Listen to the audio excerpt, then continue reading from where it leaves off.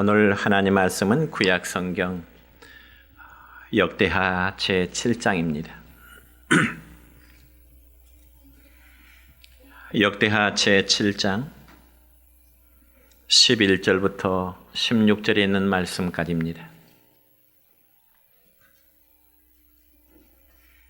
제가 말씀을 봉독에 올립니다.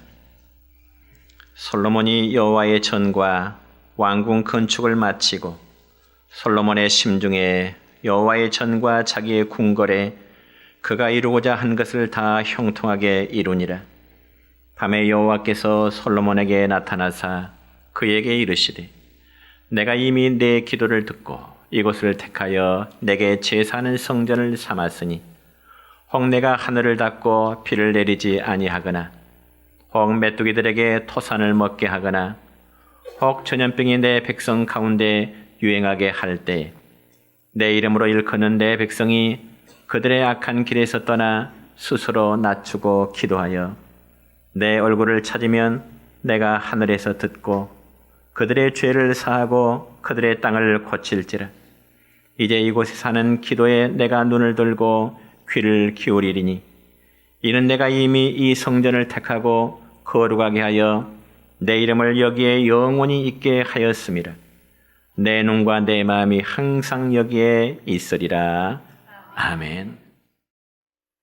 여러분, 성경에 보면 지금으로부터 약 3000년 전 솔로몬이라는 젊은 청년이 있었는데 그는 아버지 다윗의 왕위를 승계받는 놀라운 영광을 얻게 되었습니다. 그러고 나서 이 솔로몬은 착실하게 왕의 업무를 수행해 나가면서 아버지 다윗 왕이 그토록 소원했던 하나님의 성전을 건축하게 되었습니다. 그러고 나서 이 솔로몬 왕은 성전을 지어서 봉헌 예배를 드리는데 하나님께서 성전에 임하셔서 솔로몬에게 이런 말씀을 하시는 겁니다. 오늘 본문 14절의 말씀입니다. 시작. 내 이름으로 일컫는 내 백성이 그들의 악한 길에서 떠나 스스로 낮추고 기도하여 내 얼굴을 찾으면 내가 하늘에서 듣고 그들의 죄를 사하시고 그들의 땅을 고칠지라. 아멘. 그러면 과연 여기 내 이름으로 일컫는 내 백성이라는 것 구체적으로 누구를 말하는 것일까요? 그것은 바로 솔로몬 왕과 그의 백성된, 즉 이스라엘 공동체를 말씀하는 것입니다. 그렇다면 지금도 여전히 이스라엘 백성들만이 하나님의 참 백성이라고 말할 수 있을까요? 그렇지 않습니다. 여러분, 혈통을 따라 민족적인 이스라엘이 지금도 하나님의 백성인 것만은 아닌 것이죠. 그리고 더 이상 육적인 이스라엘이 하나님의 백성을 대표하지도 않습니다. 오히려 영적인 출생에 의해서 시작된 새로운 민족, 즉 영적 이스라엘만이 참된 하나님의 백성이 되는 것입니다. 그렇다면 과연 영적인 이스라엘 백성이란 누구를 말하는 것일까요? 그래서 바로 예수 그리스도를 믿고 영접하여 거듭난 모든 그리스도인들을 가리켜서 영적 이스라엘 백성이라 그렇게 말하는 것입니다. 그래서 신약성경 요한복음 1장 12절의 말씀 보면 이런 말씀이 기록됩니다. 시작. 영접하는 자, 곧 그 이름을 믿는 자들에게는 하나님의 자녀가 되는 권세를 주셨으니 그렇습니다. 정말 예수 그리스도를 믿는 사람만이 하나님의 참된 자녀요, 하나님의 거룩한 백성이 되는 것입니다.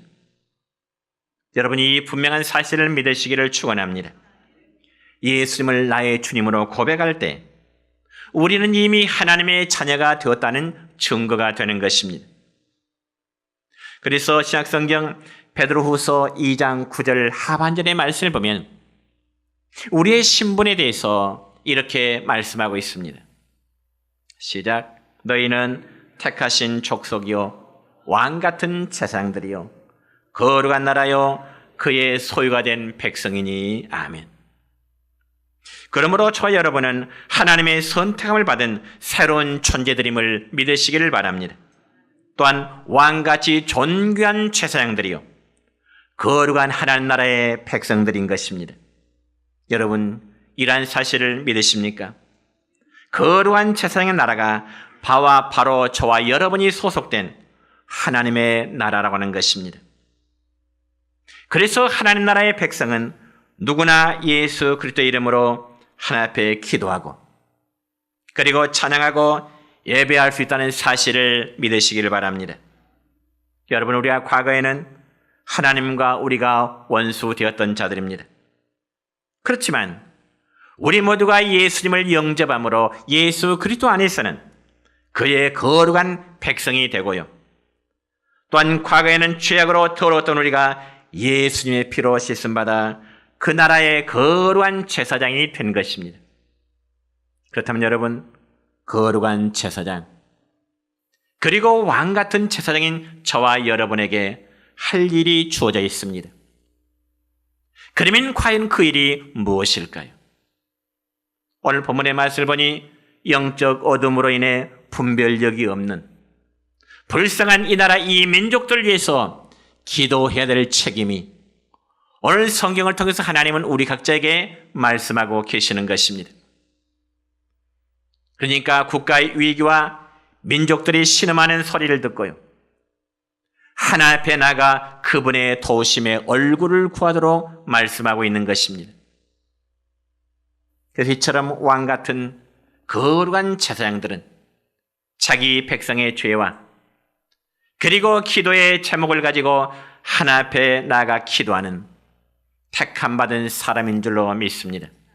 그러므로 저와 여러분 모두는 하나님 앞에 거룩한 제사장들임을 믿으시고 또 믿으시기를 축원합니다. 여러분, 1949년은 우리 한국의 교회 역사 속에서 가장 부끄러운 한 해였습니다. 왜냐하면 그 당시 우리 장로교회가 예수교 장로회와 그리고 기독교 장로회로 나누어져서 서로 정치 싸움을 하던 상황이었습니다.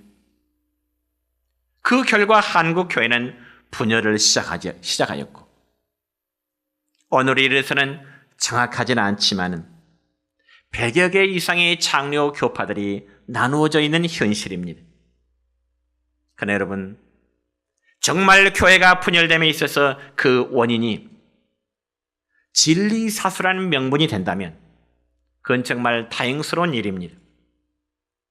하나님의 말씀인 진리를 사수하기 위해서 잘못된 교회와 분열된다는 것은 명분이 섭니다. 그러나 그렇지 않고 하나님의 거룩한 교회가 세상 정치의 논리에 따라 분열되었다면 그건 바로 그리스도의 몸을 또다시 나누는 무서운 죄가 되는 것입니다. 여러분, 우리가 믿는 하나님은 결코 교회의 분열을 좋아하시는 하나님이 아니십니다. 오히려 반대로 하나님께서는 교회의 하나됨과 교회의 연합됨을 원하시는 것입니다. 그래서 우리 한국 교회 역사를 연구하는 역사가들은 영적인 관점에서 교회의 분열과 그리고 우리 한국 전쟁을 연결시켜서 말을 하고 있습니다. 왜냐하면 하나님의 큰 손을 그 역사의 현장에서 만날 수 있었기 때문에 그렇습니다. 여러분, 아직도 우리는 6.25 전쟁이 일어난 지 이미 반세기가 훨씬 넘었지만은 그러나 우리들의 국민들의 마음속에는 과거의 아픔들이 늘 가지고 있습니다. 더군다나 연세가 드신 분일수록 그런 전쟁의 아픔은 더 깊게 간직되고 있겠죠. 그렇기 때문에 연세가 드신 분일수록 정치적인 보수의 성향이 더 강할 수밖에 없습니다. 여러분, 그럴 수밖에 없는 것은요, 과거 전쟁의 아픔으로 인해서 사랑하는 형제라든지 아니 사랑하는 남편의 시체가 지금도 어디에 묻혔는지 알 수 없는 그러한 유가족들이 많이 있기 때문에 그렇습니다. 그러나 여러분, 한국 전쟁에는 고통과 폐허만이 있는 것이 아닙니다. 그 폐허와 고통의 깊은 곳에 이미 하나님의 재건의 역사는 시작되고 있다는 사실이었습니다. 그렇다면 과연 우리 민족을 향한 하나님의 소원이 무엇이었을까요? 그건 바로 거룩한 백성과 거룩한 나라가 되는 것이었습니다. 그래서 오늘 본문 14절의 말씀 보면 이렇습니다. 시작. 내 이름으로 일컫는 내 백성이 그들의 악한 길에서 떠나 스스로 낮추고 기도하여 내 얼굴을 찾으면 내가 하늘에서 듣고 그들의 죄를 사하고 그들의 땅을 고칠지라. 아멘. 그러니까 이 백성을 하나님의 백성으로 삼고자 해서 우리 민족에는 한때 아픔이 있었던 것입니다. 그러나 이 말씀이 여러분 오해가 없으시기 바랍니다. 특별히 여러분, 과거의 한국 전쟁은 시작된 지 불과 몇 주 만에 저 부산 거가이까지 밀려가게 되었습니다. 그런데 그때 당시 교회의 장로님이었던 이승만 대통령은 교회 지도자들을 이제 한자리에 불러 모았습니다. 그리고는 한국 교회가 이 나라를 위해서 나라의 전폐가 달린 위기의 상황 속에 이승만 대통령, 이승만 장로님은 교회 지도자들에게 기도를 요청하게 되었습니다. 그러면서 이렇게 말합니다. 한국 교회 지도자 여러분, 이 주간이 우리 민족의 생사가 결정되는 중요한 기관입니다. 그런 거로 모든 교회는 나라를 위해서 기도해 주십시오. 이런 요청을 하게 되었습니다. 그자 그때부터 한국 교회 지도자들은 전쟁의 책임이 바로 자신들에게 있음을 깊이 깨달았습니다. 그리고는 금식과 회개를 선포하고 모두 다 한자리에 무릎을 꿇고 하나님 앞에 눈물로 자신들의 죄를 회개하면서 하나님의 도우심의 얼굴을 구하게 되었던 것입니다. 그렇다면 여러분, 오늘 우리에게도 그러한 사명이 있습니다. 그 사명이 과연 무엇일까요?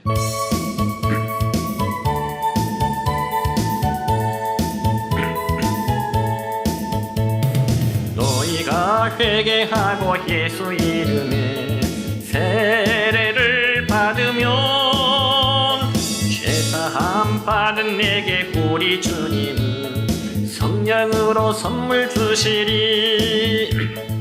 오 할렐루야, 오 할렐루야. 나의 죄를 회개하니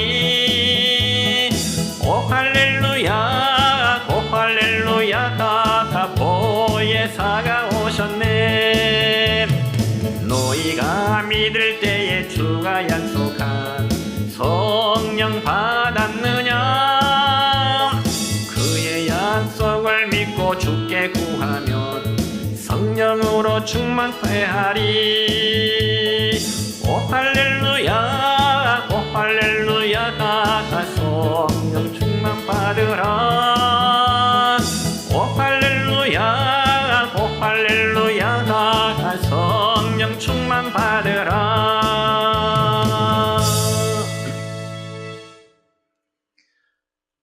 하나님은 오늘 이 시대에 우리에게 어떤 사명을 주셨을까요? 첫째는 스스로 낮추고 기도하라고 하는 사명을 우리에게 주셨습니다. 여러분, 오늘 본문 14절 첫 부분의 말씀을 다시 보면 내 이름으로 일컫는 내 백성이 그들의 악한 길에서 떠나 스스로 낮추고 기도하라고 하는 말씀이 있습니다. 그러니까 하나님은 이스라엘 백성들 뿐만 아니라 오늘 이 시대의 거룩한 제사장인 저와 여러분들에게도 하나님 앞에 스스로 낮추면서 기도하라고 말씀하십니다. 다시 말씀드려 기도하는 자가 겸손함으로 하나님께 기도하라는 그런 의미입니다. 그런데 여러분, 사람의 마음 속에는요, 자기가 겸손하다고 생각하는 사람일수록 그 마음 안에는 더 무서운 교만함이 자리 잡고 있는 것입니다. 그래서 하나님은 오늘날 우리가 기도를 하더라도 항상 겸손한 자세로 기도할 것을 성경을 통해서 말씀하고 계십니다. 여러분, 왕 앞에 나가는 신하가요, 고개를 뻣뻣이 들고 왕 앞에 나갈 수는 없습니다. 그와 마찬가지로 하나님 앞에 기도하는 자 역시도 정말 고개를 숙이는 심정으로 겸손한 모습으로 기도하도록 말씀하십니다. 여러분 성경에 보면 믿음의 조상이라고 말하는 아브라함은요, 그가 하나님 앞에 나와 섰을 때 마치 자기 자신을 가리켜서 하나님, 티끌과도 같은 나의 존재라 그렇게 고백합니다. 정말 하나님 앞에서는 티끌과도 같이 보잘것없는 자신의 존재로 고백한다 그 말이죠.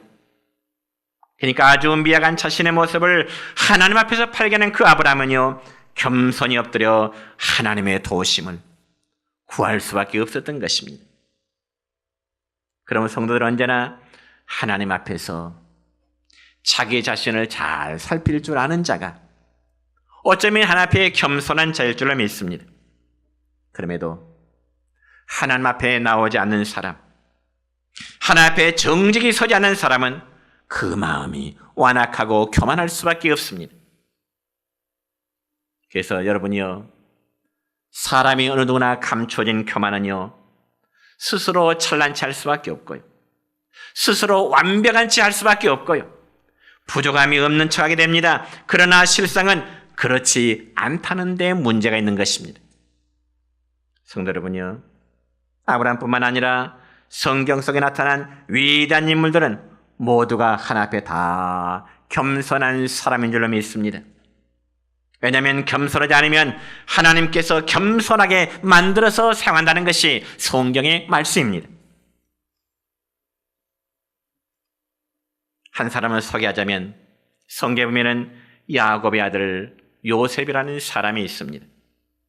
요셉, 그는 아버지의 사랑을 독차지했습니다. 그러다 보니 스스로 높아져서 형제들 앞에 겸손히 행할 줄을 몰랐습니다. 그럴 때 하나님께서는 요셉을 낮추기 위해서 우물 구덩이에 던져짐을 받게 되고요, 그리고 저 이방나라 보디발의 집에 종의 위치에 떨어지게 되고요, 심지어는 요셉은 감옥까지 들어가게 된 것이죠. 그러다 훗날 요셉이 애굽의 총리가 되었을 때 겸손히 낮아진 그의 고백은 이렇습니다. 창세기 50장 19절부터 20절에는 말씀입니다. 시작. 요셉이 그들에게 이르되 두려워하지 마소서, 내가 하나님을 대신하리이까. 당신들은 나를 해하려 하였으나 하나님은 그것을 선으로 바꾸사 오늘과 같이 많은 백성의 생명을 구원하게 하시려 하였나니. 아멘. 여러분, 이러한 요셉이야말로 형제를 용서하는 행위였고요, 자신을 낮추는 겸손의 행위였던 것입니다. 그래서 하나님은 이 겸손한 요셉을 통해서 강대한 이스라엘 민족을 태동시킬 보금자리를 마련하게 하셨던 것입니다. 또한 우리는 성경에 보면 이스라엘 왕 다윗을 성군이라 그렇게 부릅니다. 여러분, 왜 우리가 다윗을 성군이라고 부를까요?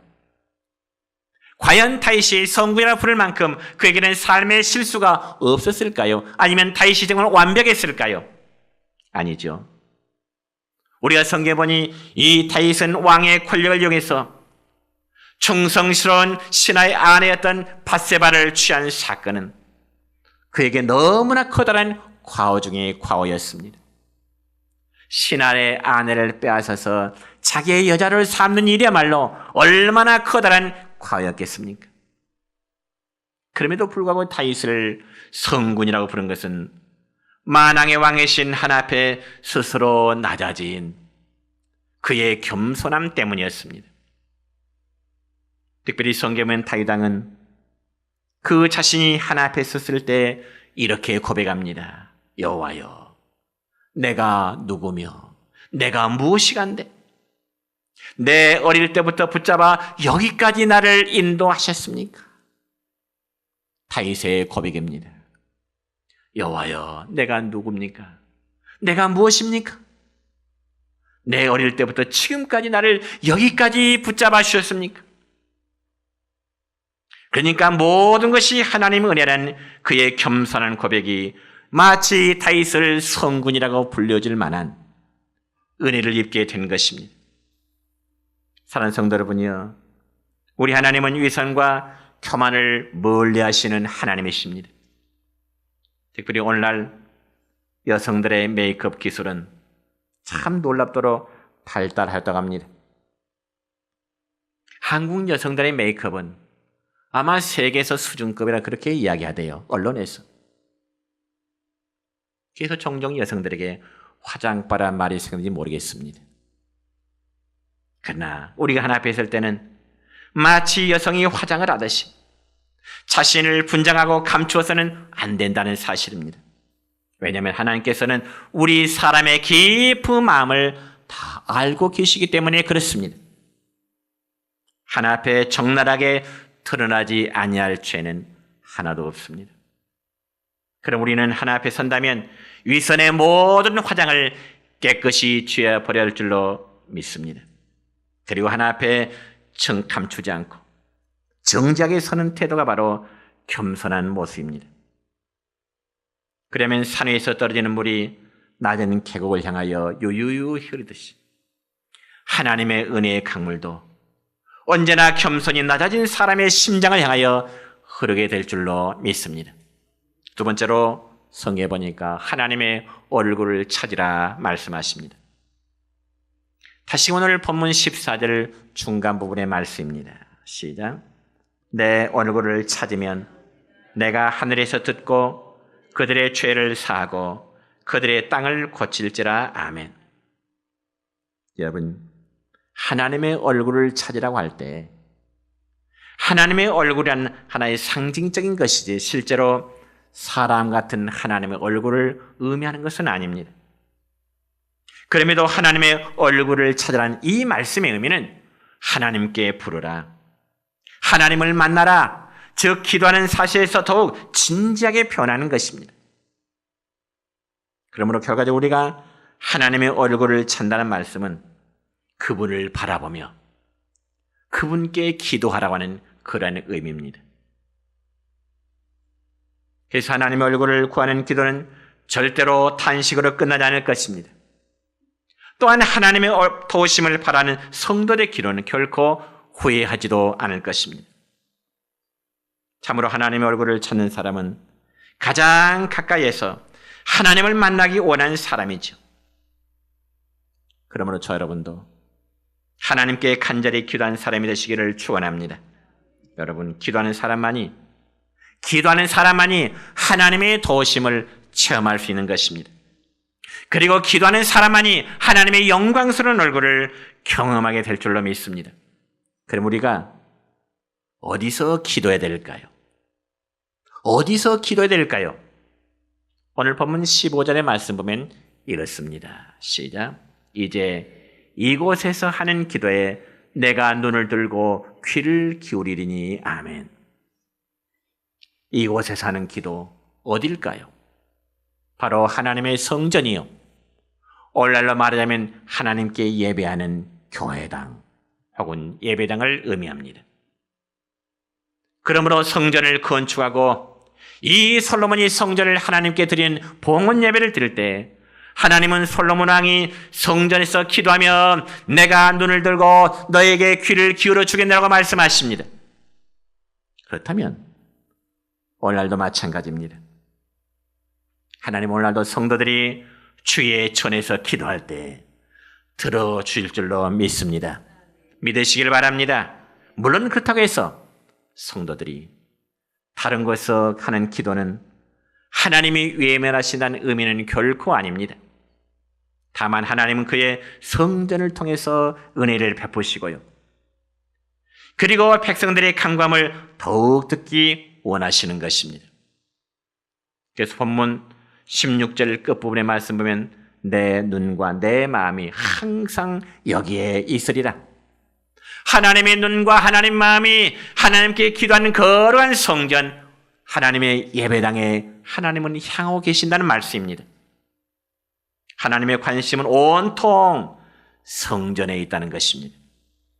그렇다면 여러분의 눈과 마음은 항상 어디 있을까요?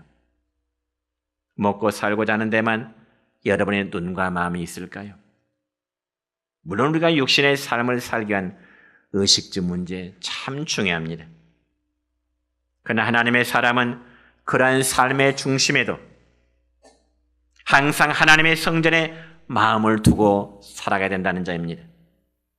특별히 성경의 요셉은 항상 하나님의 얼굴을 찾고 그분의 면전에 살아간 위대한 믿음의 사람이었습니다. 그래서 그는 아무도 보지 않는다고 해서 마음대로 죄를 짓고 죄를 먹고 마시는 그런 삶을 살지 않았다는 것이죠. 철저히 요셉은 하나님 앞에서의 삶이었습니다. 특별히 구약성경 창세기 39장의 말씀을 보면 요셉이 보디발의 집에서 가정총무 일을 하고 있을 때요, 어느 날 집주인 즉 보디발의 아내가 요셉에게 육적인 동침을 요구했습니다. 그럴 경우 한창 젊음의 청년 요셉에게는 얼마든지 쉽게 넘어갈 수 있는 기회가 될 것이겠죠. 그렇지만 창세기 39장 9절 끝부분의 말씀을 보면 요셉은 이렇게 말합니다. 내가 어찌 이 큰 악을 행하여 하나님께 죄를 지으리까? 내가 어찌 하나님이 지금 바라보고 계시는데 이 엄청난 죄를 지어서 하나님 면전에 내가 죄를 지을 수 있겠습니까? 요셉은 하나님의 얼굴이 그 범죄의 현장으로 향하시면 하나님의 불꽃 같은 눈동자가 자신을 지켜보고 계심을 믿었기 때문에 포디발의 아내의 음탕한 유혹을 단호하게 물리칠 수가 있었던 것입니다. 그렇습니다, 여러분. 요셉은 항상 하나님의 얼굴을 직면하고 그분의 눈앞에 살아가고 있다는 이 인식 때문에 비록 하나님이 보이지 않는다고 해서, 하나님이 육신의 눈에 보이지 않는다고 해서 함부로 범죄하지 않았다는 것입니다. 그렇다면 우리는 오늘 하나님께서 지켜보고 계시지 않기 때문에 우리는 범죄할까요? 아니죠. 오히려 하나님께서는 우리의 삶을 감찰하시지만 저와 여러분이 그 사실을 인정하려고 들질 않습니다. 마치 하나님은 교회당에서 예배를 드릴 때만 우리와 함께 계시는 것처럼, 우리 일상생활 속에 하나님 저 멀리 계시는 것처럼 하나님의 면전을 의식하지 않기 때문에 우리가 너무나 자연스럽게 죄를 먹고 마시며 살아간다는 것입니다. 사랑하는 성도 여러분이요, 오늘 저와 여러분은 기도만이 우리가 하나님의 눈앞에서 바르게 살아가는 유일한 방법임을 믿으시기를 축원합니다. 그리고 기도하는 사람만이 하나님의 눈앞에서 범죄하지 않으려고 몸부림을 치게 될 것입니다. 마치 요셉처럼 말입니다. 요셉처럼 내가 어찌 이 큰 악을 행하여 하나님 앞에 범죄할 수 있겠습니까? 하나님이 불꽃 같은 눈으로 바라보고 계시는데 분명히 믿으십시다. 하나님을 가까이함이 우리에게는 복이 될 줄로 믿습니다. 그래서 다윗의 기도는 아주 인상적인데, 여러분 시편 51편 4절의 말씀 보니까 다윗은 이렇게 하나님 앞에 기도합니다. 시작. 내가 주께만 범죄하여 주의 목전에 악을 행하여 싸우니 주께서 말씀하실 때 의로우시다 하고 주께서 심판하실 때 순전하시다 하리이다. 아멘. 여러분, 우리가 설령 다윗처럼 죄를 범했다 할지라도 그 죄가 얼마나 무섭고 더러운지를 깨달아야 우리는 회개할 수 있게 되는 것입니다. 여러분, 죄를 무서워하십시다. 죄를 더럽게 여기십시다. 그래야 우리 마음속에 회개할 수 있는 것입니다. 여러분, 기도란 우리가 눈만 감고 잠깐 독백하거나 신세 한탄하는 것이 아니라 참다운 기도는 때로는 우리의 죄 때문에 가슴을 찢고 동의하는 마음으로 주님 앞에 정직하게 서는 것이 참된 기도인 줄 믿습니다. 그러면서 간구하기를, 하나님, 당신의 영광스러운 얼굴을 저에게 비춰주세요. 하나님의 영광스러운 얼굴 빛을 저에게 비춰주세요. 하나님께서 오늘 또 우리를 향하여 모든 악한 길에서 떠나 겸손한 마음으로 기도하기를 원하십니다. 그럴 때 하나님은 저와 여러분의 죄를 용서하시고요, 우리 모두를 새롭게 하실 줄로 믿습니다. 이런 하나님의 언약이 우리 모두에게 마시기를 주님의 이름으로 축원합니다.